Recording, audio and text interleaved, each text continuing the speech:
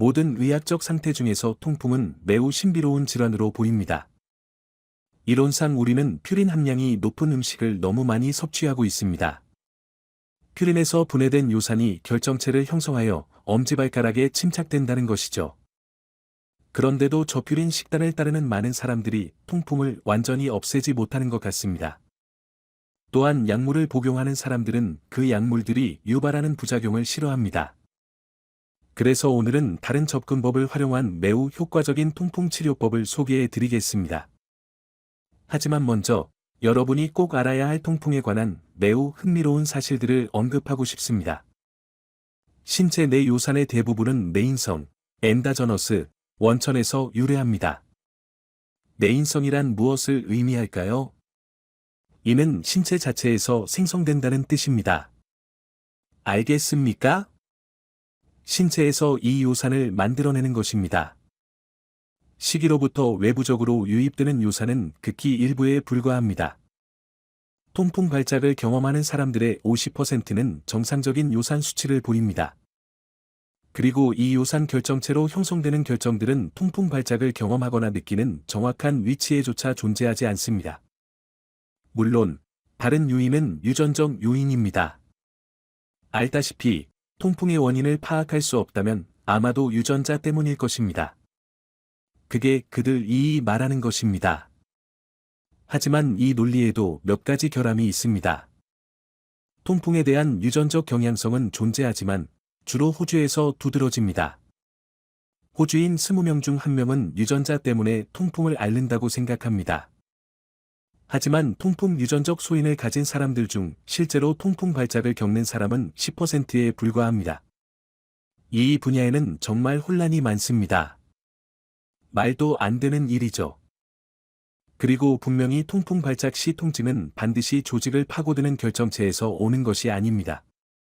이는 면역 반응에서 비롯됩니다.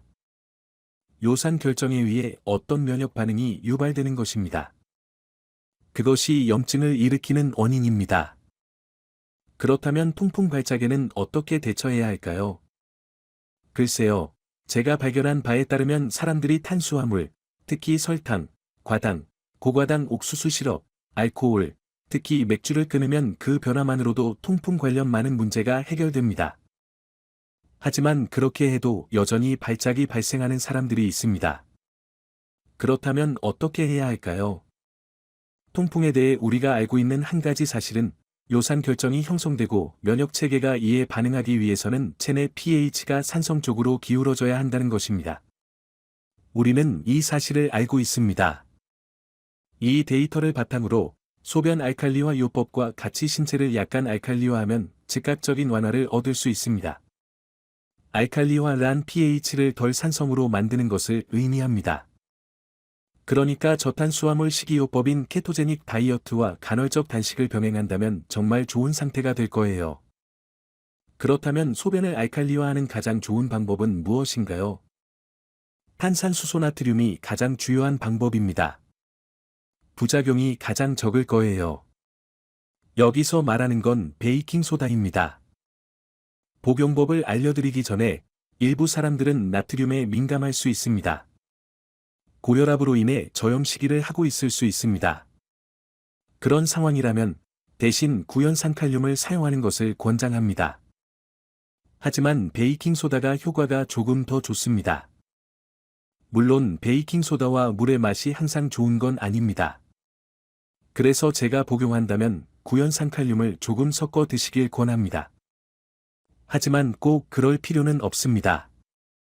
베이킹소다만 단독으로 사용해도 됩니다. 베이킹소다의 양에 관해서는 물 한 잔, 약 250ml, 0.3에서 0.8g 정도의 적은 양으로 시작하는 것을 권합니다. 며칠간 그렇게 한 후, 베이킹소다 양을 0.6에서 1.6g으로 늘리세요.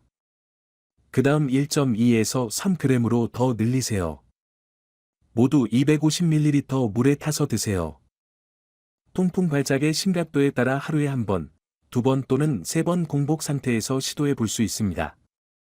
복용 간격은 약 1시간 정도 유지하세요. 복용 후 1시간 기다리세요. 다음 복용량을 섭취하세요. 다시 1시간 기다린 후 또 한 번 복용하세요. 이렇게 하면 통풍 발작이 거의 완화될 것입니다. 이 약은 알칼리화 작용이 있어 위산의 염산을 희석시킬 수 있으므로 식사와 함께 복용해서는 안 됩니다. 따라서 공복 상태에서 식사 최소 1시간 전에 이 혼합물을 복용하세요. 이것은 요산 신장 결석이 있을 때도 좋은 치료법입니다. 옥살산염 결석과는 조금 다르지만 다른 유형의 결석의 경우 소변을 산성화하는 것이 더 효과적입니다.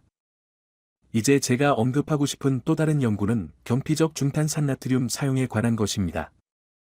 한 연구에서 중탄산나트륨을 패치 형태로 만들어 발가락에 붙이면 패치가 흡수되어 바로 엄지발가락으로 흡수된다고 합니다. 이렇게 하면 높은 나트륨 함량으로 인한 내부 복용을 피할 수 있습니다. 하지만 효과가 있을지도 모르겠네요. 확실하지 않습니다. 직접 시험해 봐야겠지만 베이킹소다를 물에 녹여 발가락을 담그는 방법도 있습니다. 또한 베이킹소다가 면역체계, 특히 대식세포를 활성화한다는 흥미로운 연구 결과도 있습니다. 이는 염증 감소에 도움이 될 수 있으며 베이킹소다가 T세포 수치를 증가시키는 효과도 있습니다. 따라서 분명히 면역체계에도 영향을 미치는데 바로 이것이 통풍의 본질입니다. 면역 문제입니다. 많은 사람들이 베이킹소다를 자가면역 질환에 사용하는 이유가 바로 이 때문입니다. 베이킹소다가 염증을 완화시키기 때문이죠.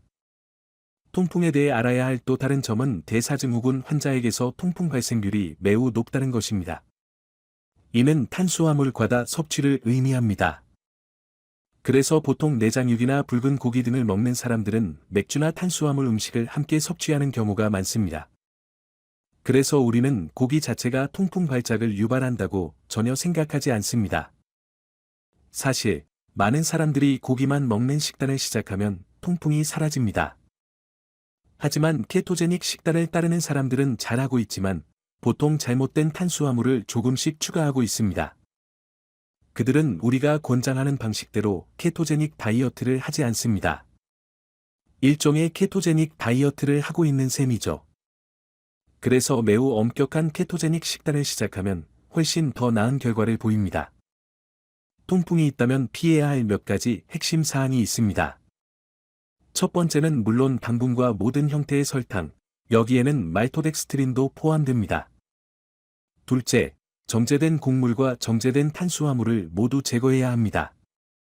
그리고 당류에 대해 이야기할 때 통풍 발병 위험을 높일 수 있는 단알코올이 하나 있는데 바로 자일리톨입니다. 따라서 통풍이 있다면 에리스리톨 같은 다른 종류의 당알코올을 사용하는 것이 더 좋습니다. 하지만 스테비아나 몽크프루트 감미료를 사용할 때는 종종 말토덱스트린이 첨가된다는 점을 명심하세요. 말토덱스트린은 피해야 할 매우 나쁜 옥수수 설탕으로 특히 통풍이 있는 분들은 피하는 것이 좋습니다. 물론 알코올, 특히 맥주는 통풍 발병 위험을 높일 수 있습니다. 아스피린이나 이뇨제 같은 약물도 통풍 위험을 증가시킬 수 있습니다. 통풍의 가장 나쁜 당류는 과당입니다. 심지어 나이아신 같은 특정 비타민도 통풍 발작을 유발할 수 있습니다.